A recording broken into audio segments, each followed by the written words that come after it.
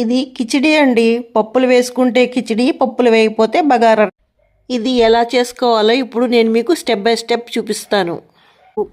షాజీరా, లవంగాలు, యాలుక్కాయలు, దాల్చిన చెక్క, ఈ అల్లం వెల్లుల్లి మొత్తం అన్ని కలిపేసి మనం పేస్ట్ చేసేస్తాం. ఇదిగో చూసారా ఎంత ఫైన్ పేస్ట్ అయిపోయింది. నిలువుగా కట్ చేసుకున్న ఉల్లిపాయలు, పచ్చిమిర్చి వేపుకున్నాము. దీని తర్వాత ఈ శనగపప్పు, నానబెట్టిన శనగపప్పు, పసుపు కూడా వేసి నానబెట్టాను. ఇది కూడా వేస్తున్నాను వేగడానికి.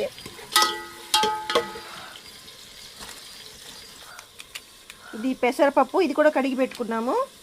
ఇది నానకపోయినా ఇది ఫ్రెష్ బిర్యానీ ఆకులు వేసాను. ఇప్పుడు కొత్తిమీర వేస్తున్నాను.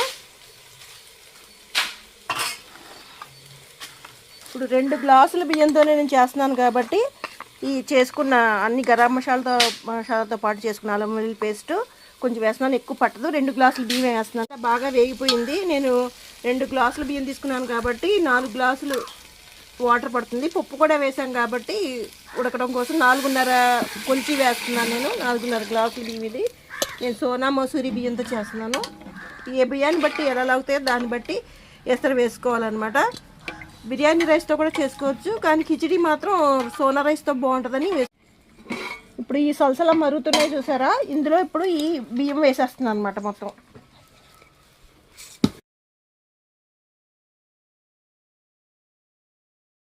సరిగా ఉడకవేయమని చెప్పి ఇప్పుడు వేస్తున్నాను. 2 గ్లాసులు వేసాను కాబట్టి బియ్యం, 2 స్పూన్స్ సాల్ట్ వేసాను.